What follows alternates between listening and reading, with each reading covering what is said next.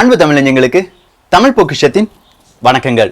தமிழ் பொக்கிஷம் சார்பா இப்ப நம்ம என்ன பார்க்க போறோம் அப்படின்னு கேட்டீங்கன்னா, ஸ்டாச்சு ஆஃப் யூனிட்டி, ஒற்றுமையின் சிலையை பற்றி தான் பார்க்க போகிறோம். அந்த ஒற்றுமையின் சிலை அப்படிங்கிறது வேற யாருக்குமே கிடையாது, சர்தார் வல்லபாய் பட்டேலுக்கு தான்.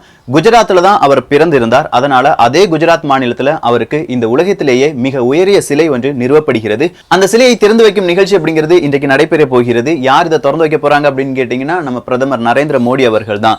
இந்த சிலை எப்படி கன்ஸ்ட்ரக்ட் பண்ணப்பட்டது, எப்படி நிர்மாணிக்கப்பட்டது அப்படிங்கிறது தான் இந்த பதிவுல நம்ம பார்க்க போறோம். உலகிலேயே உயரமான சிலை அப்படிங்கிற இந்த சிலையின் உயரம் எவ்வளவு அப்படின்னு கேட்டீங்கன்னா 182 மீட்டர் அப்படின்னு சொல்லியிருக்காங்க.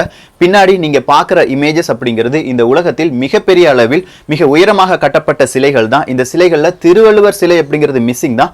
அதனுடைய உயரம் எவ்வளவு அப்படின்னு கேட்டீங்கன்னா 40 மீட்டர் அப்படிங்கிறதா. சோ அதை விட இந்த சர்தார் வல்லபாய் பட்டேலினுடைய சிலை அப்படிங்கிறது கிட்டத்தட்ட 5 மடங்கு பெரியதாக செய்யப்பட்டுள்ளது. இதன் செலவு எவ்வளவு அப்படின்னு கேட்டீங்கன்னா 3000 கோடி ரூபாய். இந்த சர்தார் வல்லபாய் பட்டேல் அப்படிங்கிறவர் இந்தியாவின் முதல் துணை பிரதமர் மட்டும் கிடையாது. நம்ம இந்திய நாடு அப்படிங்கிறது பல்வேறு விதமான பிரதேசங்களாக, பல்வேறு விதமான சமஸ்தானங்களாக பிரிந்திருக்கும் நேரத்தில் அதை ஒன்றுபடுத்தி இந்தியா அப்படிங்கிற நாடு உருவாவதற்கு மிக முக்கிய காரணமாக இருந்தவர் தான் இந்த சர்தார் வல்லபாய் பட்டேல் அப்படிங்கிறவர். இவருடைய 143வது பிறந்த நாளில் தான் அவருடைய சிலை என்பது திறக்கப்படுகிறது. இந்த சிலை கன்ஸ்ட்ரக்ட் பண்றதுக்கு இல்லாட்டி இந்த சிலையை உருவாக்குவதற்கு எத்தனை மாதங்கள் பிடித்தது அப்படின்னு கேட்டீங்கன்னா 54 மாதங்கள் பிடிக்கும் அப்படின்னு சொல்லி தான் எஸ்டிமேட் போட்டிருந்தாங்க. அதுல 14 மாதங்கள் அப்படிங்கிறது கன்ஸ்ட்ரக்ட் பண்றதுக்கான பிளானிங் பண்றது, எந்த இடத்துல எப்படிப்பட்ட சிலை எப்படி மாதிரி உருவாக்கணும் அப்படின்னு பிளான் பண்றதுக்காக 14 மாதங்களும், அதை செய்வதற்காக 40 மாதங்களும் செலவிடப்படும் அப்படின்னு தான் இதுக்கு முதல் எஸ்டிமேஷன் கொடுக்கப்பட்டது. இந்த எஸ்டிமேட்லாம் தொடங்குவதற்கு முன்பாகவே 2010லேயே அன்றைய குஜராத் முதல்வராக இருந்த நரேந்திர மோடி அவர்கள் கண்டிப்பா சர்தார் வல்லபாய் பட்டேலுக்கு குஜராத்ல மிகப்பெரிய சிலையை எழுப்ப வேண்டும் அப்படின்னு சொல்லி வேறொரு கிளையை பிறப்பிக்கிறார். அந்த கிளையின் பெயர் சர்தார் வல்லபாய் பட்டேல் ராஷ்டிரிய ஏக்தா ட்ரஸ்ட் அப்படிங்கிறது தான். இந்த ட்ரஸ்ட் வழியாகத்தான் இந்த சிலை நிறுவுவதற்கான முதல் மூமெண்ட் இல்லாட்டி முதல் அடி என்பது எடுத்து வைக்கப்படுகிறது.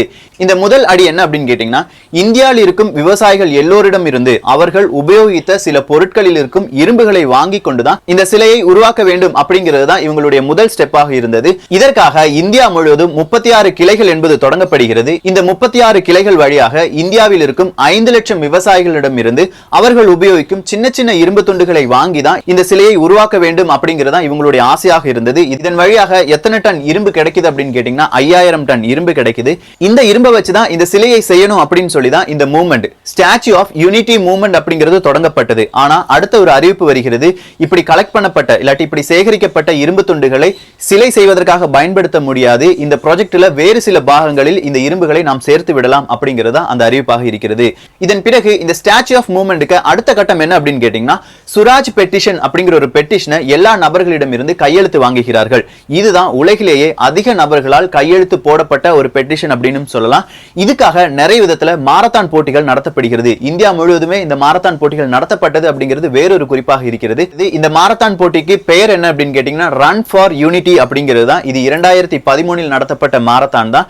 இப்படி 2013 நடத்தப்பட்ட பிறகுதான் 2014 முதலாக இதுக்கு அடிக்கல் நாட்டு விழா அப்படிங்கிறது நடத்தப்படுகிறது. பிரதமர் நரேந்திர மோடி அவர்கள் தான், அதாவது நரேந்திர மோடி அவர்கள் இந்திய பிரதமராக மாறிய பிறகு இந்த சிலை வைக்க வேண்டும் அப்படிங்கிறதுல மும்முரமா ஈடுபடுறார். இதற்கு முன்னாடியே இந்த குஜராத் கவர்மெண்ட் அப்படிங்கிறது அவங்களுடைய பட்ஜெட்டில் 1 பில்லியன் இந்திய ரூபாய் அப்படிங்கிறது ஒதுக்கப்படுகிறது இந்த சர்தார் வல்லபாய் பட்டேல் அவர்களுடைய சிலை நிறுவுவதற்காக.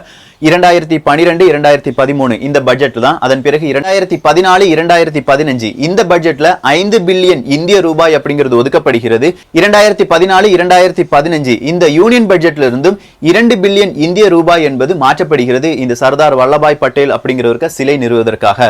இப்படி ஒரு சிலை நிறுவ வேண்டும் அப்படின்னு சொல்லி நிறைய பேருக்கு டெண்டர் அப்படிங்கிறது அறிவிக்கப்படுகிறது. இந்த டெண்டர் யார் எடுக்கிறாங்க இல்லாட்டி யாருக்கு டெண்டர் அக்செப்ட் பண்ணப்படுகிறது அப்படின்னு கேட்டீங்கன்னா L&T அப்படிங்கிற கம்பெனிக்கு டெண்டர் தான் ஏற்றுக்கொள்ளப்படுகிறது. இவங்க கேட்ட தொகை அப்படிங்கிறது 2989 கோடி ரூபாய் அப்படிங்கிறது தான்.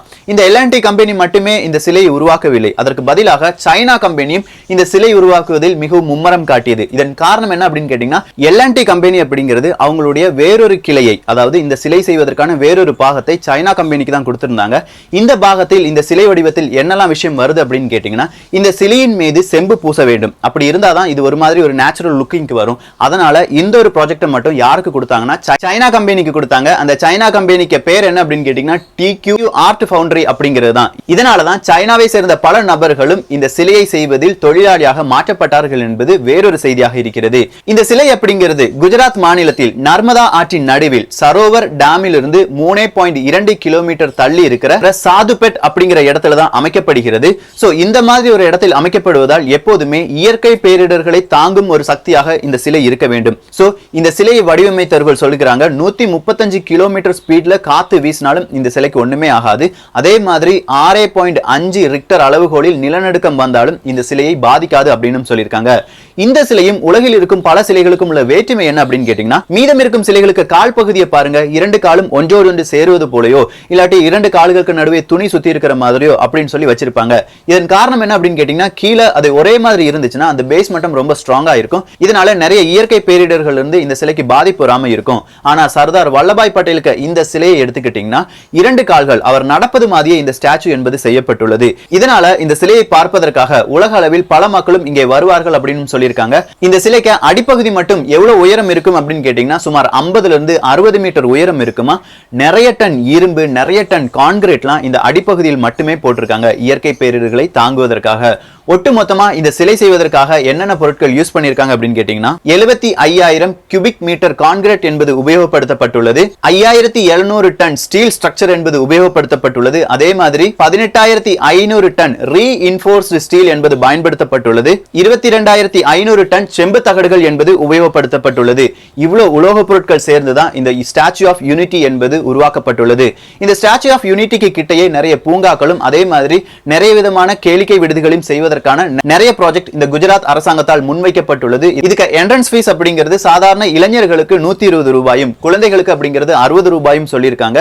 கிட்ட போய் பார்க்கணும் அப்படின்னு சொன்னா அதுக்கு 600 ரூபாய் கொடுக்கணும்னு இனிஷியலா இதை டிக்ளேர் பண்ணிருக்காங்க.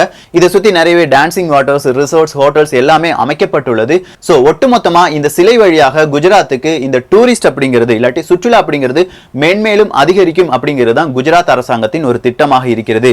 இந்தியாவிற்கு இது எந்த அளவுக்கு பெருமை அப்படின்னு கேட்டீங்கன்னா உலகிலேயே மிகப்பெரிய சிலையை வடிவமைத்த பெருமை மட்டும்தான். அடுத்ததா இந்த சிலை வழியாக தமிழுக்கு ஒரு சின்ன இழுக்கும் வந்திருக்கு.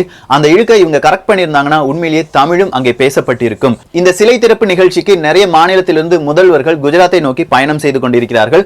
அதுல தமிழகத்தை சேர்ந்த முதல்வரும் அங்கே அடங்குவார். அந்த நேரத்துல இந்த சிலையை பத்தி ஸ்டாச்சு ஆஃப் யூனிட்டி அப்படிங்கிறது நிறைய லாங்குவேஜ்ல மொழிபெயர்ப்பு செய்யப்பட்டுள்ளது. அப்படி மொழிபெயர்ப்பு செய்யும் போது தமிழில் அது எப்படி மாறி இருக்கு அப்படின்னு கேட்டீங்கன்னா ஸ்டாட்டுக்கே ஒப்பி யூனிட்டி அப்படின்னு சொல்லி வச்சிருக்காங்க. இது உண்மையிலேயே தமிழ் தானா அப்படிங்கிறது நிறைய பேருக்கு கேள்வியா இருந்ததுனால இது நிறைய விதமான சர்ச்சைகளையும் ஏற்படுத்தியது.